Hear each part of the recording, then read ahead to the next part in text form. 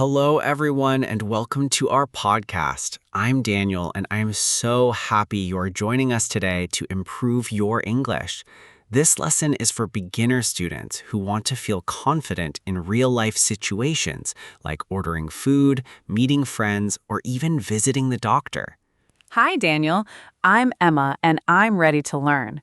By the end of this episode, you will be able to talk about your daily routine, go shopping, and avoid common grammar mistakes that even I make sometimes. That's right, Emma. We are going to speak slowly and clearly so everyone can follow along. Let's start with a beautiful morning. Emma, how are you today? I am great, thank you. The sun is shining, and it feels like a perfect day to go to a cafe. But first, I have a quick question about my morning. Is it correct to say, I have a breakfast at 7 o'clock? That's a great start, Emma, but we usually just say, I have breakfast without the and you used at correctly for the time, which is perfect. For your daily routine, you can say, I wake up, then I brush my teeth, and I have a shower before you go to work. Oh, I see. I have a shower, but I have breakfast. English is funny sometimes. Speaking of the morning, I actually ran out of milk today. Ran out of is a fantastic phrasal verb. It means you finished all of it and don't have any more. I actually have a funny story about that. Last week, I wanted to bake a cake for my sister, but I realized I ran out of sugar and eggs at the same time. What did you do? I had to run to the corner store. It was actually very convenient because it's right near my house. Listeners, can you try saying that word? Convenient. It means something is easy to use or saves you time. Convenient. I like that. Daniel, I think I need to go to the shopping mall later to get some things. Good idea. Before you go, you should make a shopping list so you stay organized. When you walk into a shop, remember to be polite. Don't say, Oi, come here. Oh no, I would never say that. I should say, excuse me, can you help me? Exactly. Excuse me is essential. And if you are looking for something specific, like a dress for daily wear or a formal shirt, you can say, I'm looking for a dress. What if I see something I like, but I don't know the name? I can point and say, what's that?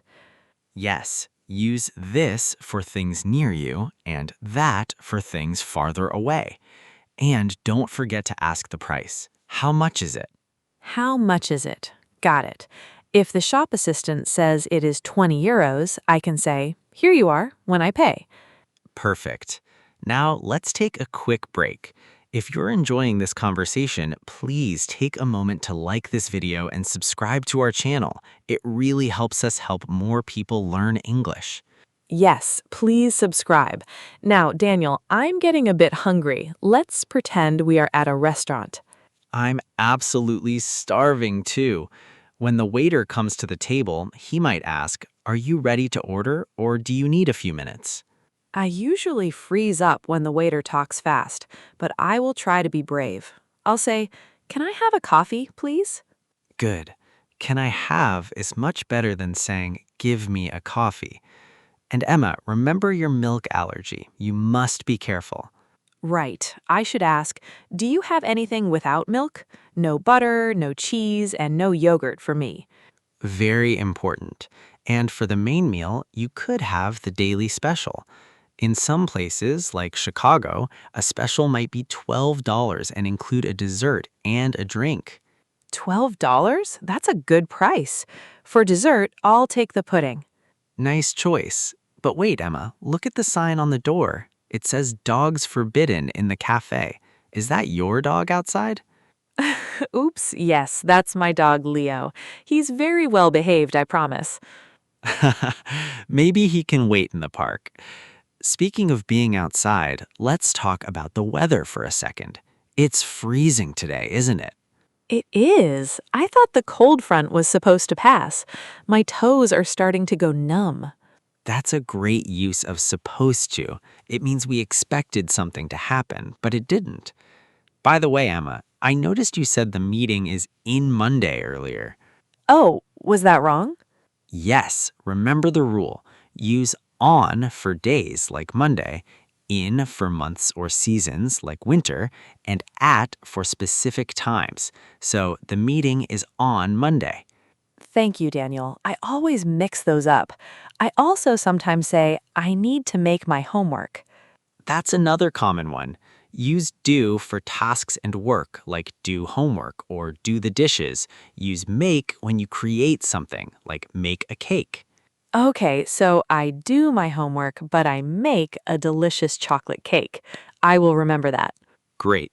Now let's talk about something a bit more serious. What if you feel sick? If you have a terrible headache or a sore throat, you might need to see a doctor.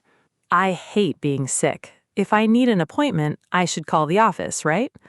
Yes, you can say, hello, I have an appointment at 2 o'clock. My name is Emma. The receptionist will tell you to sit in the waiting room. And then the nurse calls my name?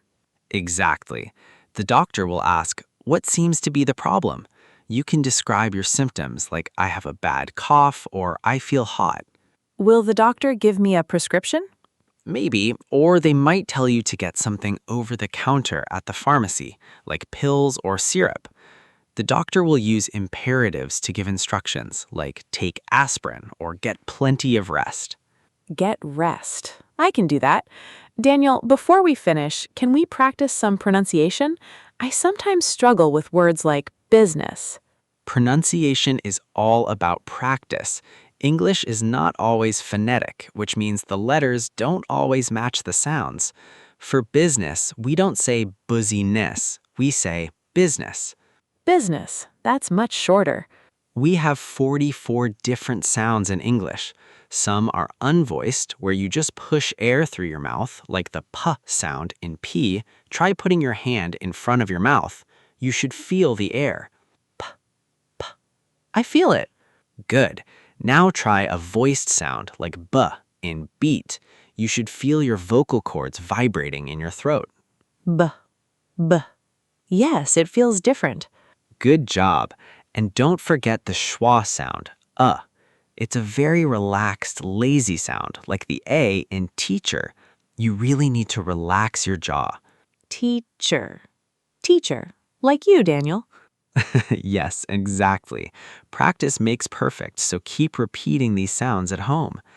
Listeners, we have covered a lot today. We talked about routines, shopping, restaurants, and even some grammar and pronunciation. I feel much more confident already. Thank you for the nice chat, Daniel. It was very welcome, Emma. It was nice meeting everyone here today.